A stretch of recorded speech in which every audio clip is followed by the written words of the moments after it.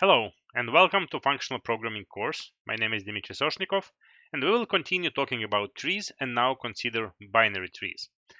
Binary tree is a special type of a tree which always have two subtrees. So you can consider binary tree as either an empty tree, which we will denote by this word nil, uh, or non-empty tree, which contains some root value of type t and two subtrees, left and right subtree. You can think that it's a special case of a general tree, but that is in fact not the case, because there is a difference. General tree has a list of subtrees, and for example, if it has only one subtree, you cannot distinguish whether it's a left or right one. In the case of a binary tree, those binary trees with a left subtree of 2 or right subtree of 2, those are two different binary trees. And also binary tree can be empty, and non-binary tree, general tree, always contains the root element. So binary tree is a special kind of tree, and that's why it's normally treated differently. But the reason they are very important is because you can represent any general tree as the binary tree. How can you do that? Suppose you have this general tree which is shown at the picture here. How to turn it into a binary tree? Well, for each node, in a binary tree, each node has two subnodes, left and right. So we will think that in each node, the left subnode will point to the next level in the hierarchy. So for this element 1, the left subnode would point to the next element in the hierarchy, 2.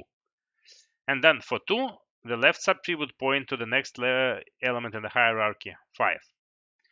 And the right subtree would point to the next element on the same level of hierarchy. So 2 would point to 3, and in the 3, right subtree would point to 4, and that's it. So right subtree always corresponds to traversal across one level of the hierarchy, and left subtree means going deeper. So for example, in this element 3, when we want to go deeper to the next level, we go along the left subtree and get 6. In 6, right subtree shows the element 7, and so on. In this way, any general tree can be transformed into a binary tree. The binary tree would look, of course, slightly different, but there is one-to-one correspondence. So in fact, you can always use binary trees as a representation, and just keep in mind that it corresponds to the general tree in the real life. So let's talk about binary trees. Binary trees, the most obvious example is the binary expression tree. When we have an expression, plus, minus, multiply, and divide, each operation has only two arguments, so it's easy to represent such an expression as the binary tree. And the most important operation in the tree is traversal. When we were talking about the map before, or fold, all those functions involve visiting all elements of a tree once. And this is called traversal. And you can traverse a tree in different orders. While for lists you have only two orders, from left to right or from right to left, in trees you have more variety. And in binary trees there are 6 possible different traversal types, from which 3 are named specifically: prefix, infix, and postfix. And they correspond to different notation of expressions. So for example, if we have this expression tree, if we traverse it in the root left right order, so whenever visiting the element, we first do something with the element, and then we go along left subtree, and then we go along right subtree, this is called prefix traversal, and it results in the prefix notion for the expression. So it would result in plus, multiply, 1 to 3. Infix traversal traverses the left subtree first, then it does something to the root element, and then it goes to the right subtree. And it corresponds to the infix notation for the expression. And finally, the postfix ones does something to the left and right subtree first, and then does something to the root element. And of course, there are also 3 symmetric ones when we change the order between right and left subtrees. But those are less important because they are symmetric and all the properties are the same. So how can we define traversal in F sharp. Obviously, first of all, let's start with the definition of a tree. It's the same as we have seen before. And we can also define for simplicity this constructor leaf. So leaf of x would be node of x nil nil. So it make it shorter to write leaves. And we will have this expression 1 times 2 plus 3 represented here. So let's start with the simplest traversal without taking into account the order. So to traverse the tree using the function f, if we encounter an empty tree, we don't do anything. And this don't do anything can be represented by an empty function here. And if we encounter a node with the element x and left and right subtree, we first do something to the element x. So we apply function f to x, f of x, and then we traverse the left subtree, and then we traverse the right subtree. So this is obviously prefix traversal. If we execute it, we will see that the order of elements is plus multiply 1 to 3. So what to do if we want to switch the order of traversal? Of course, this is purely defined here. So if we change the order of functions here, we will end up with the different traversal. So what if we want to define a function which will allow us to specify the traversal order? The simplest thing that comes to our mind is to define a type. So I can define the type trav type, which can be infix, prefix, or postfix. And I can do the switch here. So I can say I want to match traversal type, and I will pass traversal type here. So I want to match traversal type with, and then if it's infix, I would do this. If it's prefix and postfix, I would do something different. Note that in all calls we also need to pass the traversal type, and essentially we choose between different options. I had to do a lot of code cut and paste, which is not good, but at the end we are able to define the traversal type during the call. So we can specify it as prefix or postfix or infix. However, that is not a beautiful way to do it, because you can probably feel that what is different is the order in which we call functions. So maybe we can express that somehow better in a functional way. Let's think how can we do that. Because this infix, prefix, and postfix doesn't have to be just a number as a enumeration type. It can have any kind of more complex functional structure. So what if we define them as different functions? So let's say I define prefix, and I would pass the function to traverse root element, left and right element. And this prefix would mean I first call x, then I call l, and then I call r. Right? Now I can do the same with infix, xlr, and it would first traverse the left tree, then x, and then the right tree, and then postfix xlr, it would be l first, then r, and then x. So in this case, our traversal type would be a function, and I don't need to do any matching. I just say I call this traversal type, and I first traverse the root. So I do f of x, and then I traverse the left subtree. So I do the call to trav tt fl, and then I do the call to traversal tt left right. So that should look better, because I don't have to do any cut and paste. The code looks compact and nice. Now let's see if it works. So I do the postfix traversal, and of course I need to change the right here. But for some reason the traversal is still prefix, right? And if I change it to whatever I want, infix, it also makes it prefix traversal. So why does that happen? Let's remember that F# is the eager evaluation language, right? So whenever I have a function, it first evaluates all the arguments. So at this point, when I have my TT function and I want to call it, it first evaluates all the arguments. So it first does root traversal, then it does left traversal, then it does right traversal, and then it passes the result to the function TT. So if I was using a language like Haskell with lazy evaluation, it would work perfectly correct. However, in F#, because of eager evaluation, that doesn't work nicely.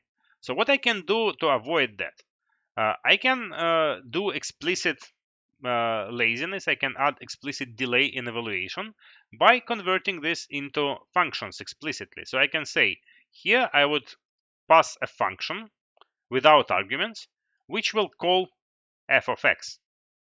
And here I will pass a function without arguments that would call traversal of the left subtree. And here I will pass the function without arguments that will cause the evaluation, the traversal of the right subtree. However, to make that work, I also need to do something here. I pass the reference to the function without arguments here. So x is the function, and to call it explicitly, I need to provide brackets here.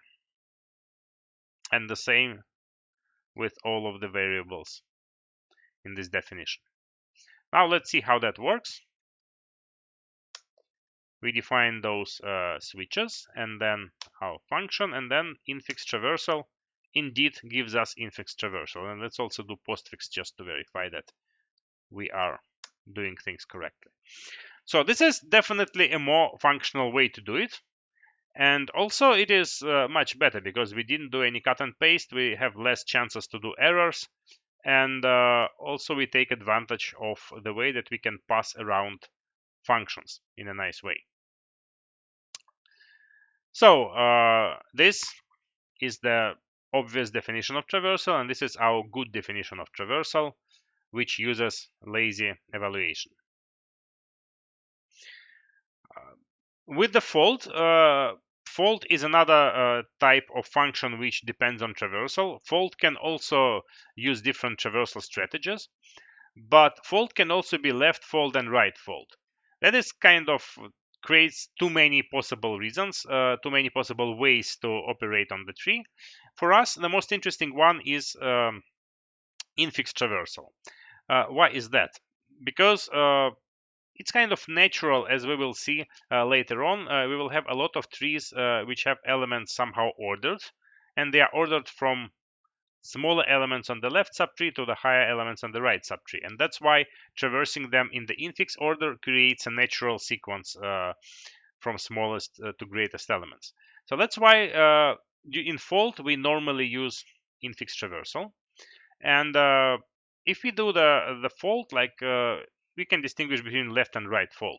Right fold, let me remind you, it's the recursive definition which is not tail recursive. So we have here the function and the initial value of the fold. For empty tree, we return this initial value. For non-empty tree, we first do the traversal of the right part of the tree with the initial element, and then we apply function f to accumulator and the current root element x, and we do the traversal of the right subtree. So sorry, I was wrong. First we start with the left subtree, and then we go into the right subtree. So the function f here is similar to the fold in lists. It takes accumulator and the current element of a list. With the left traversal, it is similar, but it's the tail recursive. Well, with trees it's not exactly tail recursive version, but it traverses from left to right. So what we do, we fold accumulator with the left subtree, then apply the function f, and then call the same fold with the right subtree.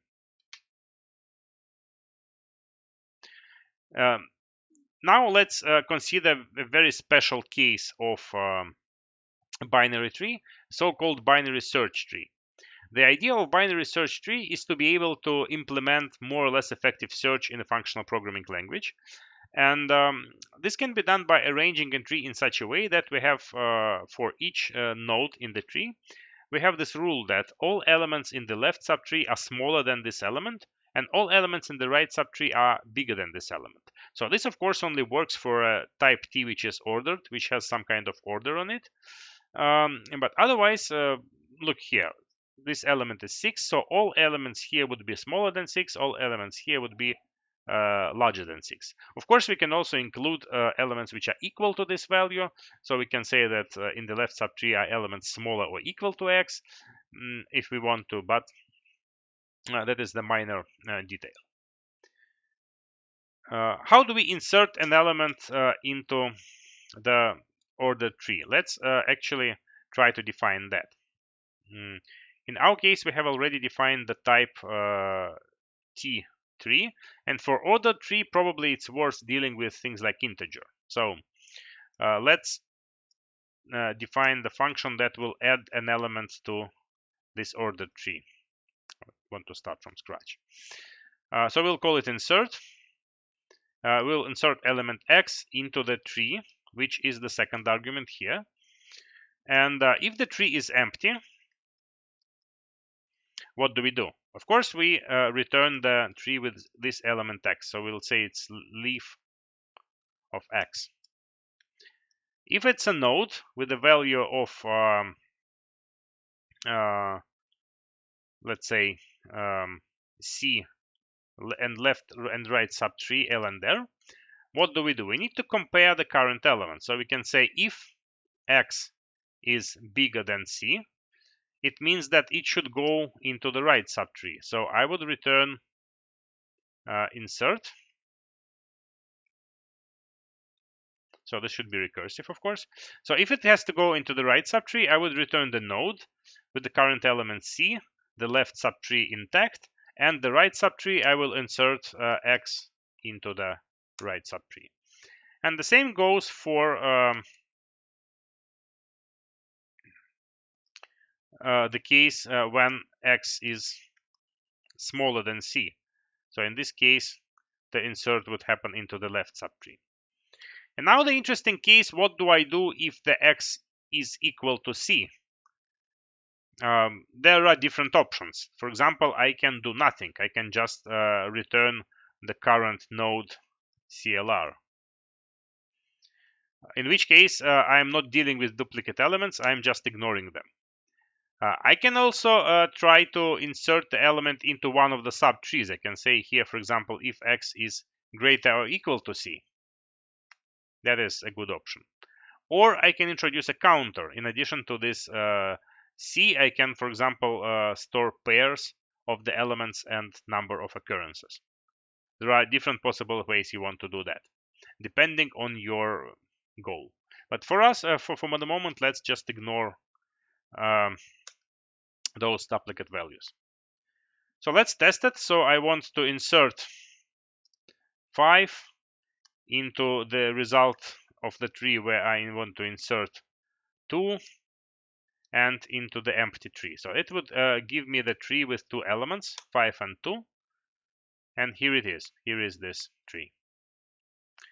What can I do if I want to insert a list of elements into the tree? Suppose I have the list 6, 3, 8, 0, 2. How do I create the tree from those elements?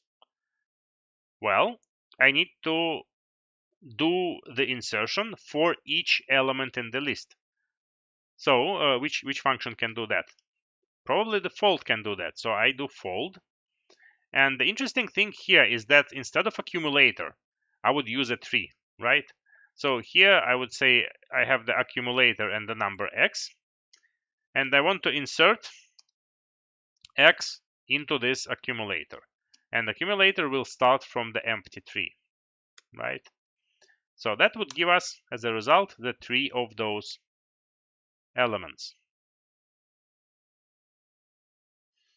So now I have the tree of those elements. What can I do with it? I want to get them back into the list.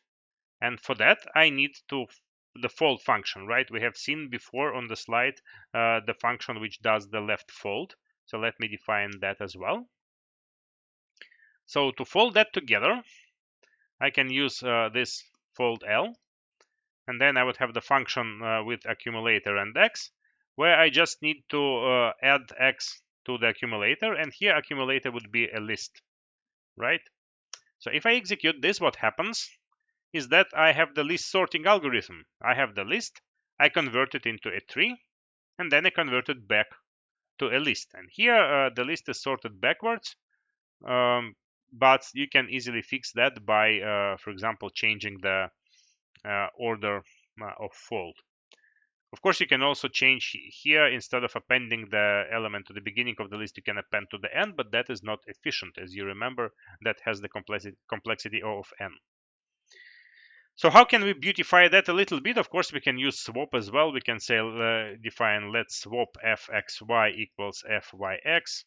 In this case, this would become swap insert, which looks nicer. So what we can do here, we can define that more explicitly as two functions. So let's say list to tree L would convert the list L into a tree, and then tree to list of T would do the conversion of the tree T into a list. So now to define the sorting functions, we can say let sort equals to list to tree, compose tree to list. Let's try to make sure it works. And you see we are getting an error here. And the error is rather strange. It says either make arguments to sort explicit, or if you do not intend to do it to be generic, add a type annotation. And the error is here. The value sort has been inferred to have generic type, this one, but the F# still gives you an error. And this is an interesting value, which is called value restriction. You can see here it says value restriction error. And the idea here is that F# type checker cannot generalize the type correctly for some reason. So the way to avoid this problem is to pass the explicit argument here. So you can say, I want this to have an explicit argument L. In this case, it will be able to correctly determine the type. Or you can define the type explicitly, the type that you want. You can say, for example, sort would work from int list to int list, and that would also work correctly. Sorry, the type annotation works like this. We need to say this one. This would also work. And that is the problem with F# type checker, because it cannot generalize the type correctly. The same problem is here, by the way, because here it would be nice to be able to avoid this explicit argument, but that results in the same problem of value restriction. So that's why I have to specify types here as well. Note that if we have a large program, so suppose we use this function sort later on the integer list. I want to say sort 1 to 3. If I compile all of this in one go, it gives me the correct definition. But without that, when it doesn't know the type of the argument which we will pass to sort, it cannot generalize. So for large programs, it probably doesn't matter that much, because in a large program, when you are using the function eventually, it will be able to derive the type from there. But if we work in this kind of interactively, it's better to be able to pass. It's better to pass the arguments in those cases when we encounter this value restriction problem. So that makes program a little bit less beautiful, but avoids a value restriction. Now let's talk about search complexity. When we have binary tree, a lot depends on the configuration of the tree. Suppose we create the tree from elements like 1, 2, 3, 4. in which case they will be aligned in the memory like this. It would be a tree which resembles a list because only left subtree would be populated. And in this case, the search complexity would be big O of n because it would be essentially equal to linear search.